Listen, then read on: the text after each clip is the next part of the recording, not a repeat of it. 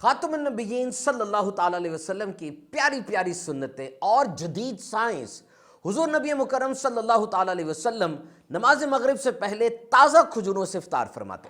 ताज़ा खजूरें ना होती तो छुआरे से इफ्तार फरमाते, छुआरे भी ना होते तो चंद घूंट पानी पी लेते। फरमाया मोमिन की बेहतरीन सहरी खजूर है।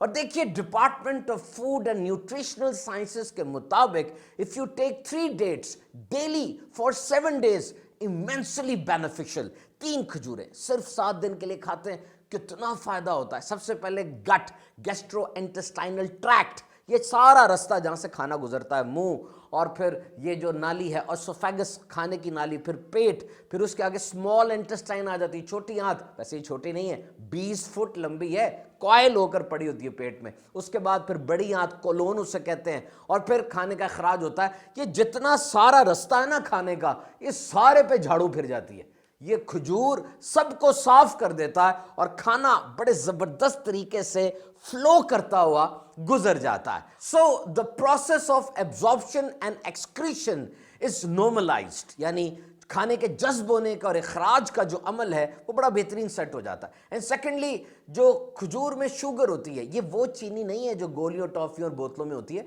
बल्कि ये नेचुरल शुगर है, मैल्टोज एंड सुक्रोज, और इससे फौरी तवानाई हासिल होती है। और फिर सुपर एडेड बेनिफिट ये है कि इसमें फाइबर, पोटेशियम, विटामिन की बहुत मिकदार मौजूद है। इससे ये होता है कि आहिस्ता आहिस्ता एनर्जी निकलती है। अगर आप सहरी में खजूर खा लेंगे तो आहिस्ता आहिस्ता एनर्जी निकलेगी और देर तक काम चल जाएगा। और सारे दिन की भूख के बाद जब इफ्तार में खजूर खाई जाती है तो जबरदस्त ताकत मिलती है। इसमें एंटीऑक्सीडेंट्स होते हैं जो कि कैंसर से भी बचाते हैं। दुनिया में 3000 से ज्यादा इकसाम की खजूरें पाई जाती हैं और इजिप्ट यानी मिस्र में सबसे ज्यादा खजूरें होती हैं। बहरहाल खजूर के इतने ज्यादा बेनिफिट्स है कि किताबें इससे भरी पड़ी हैं।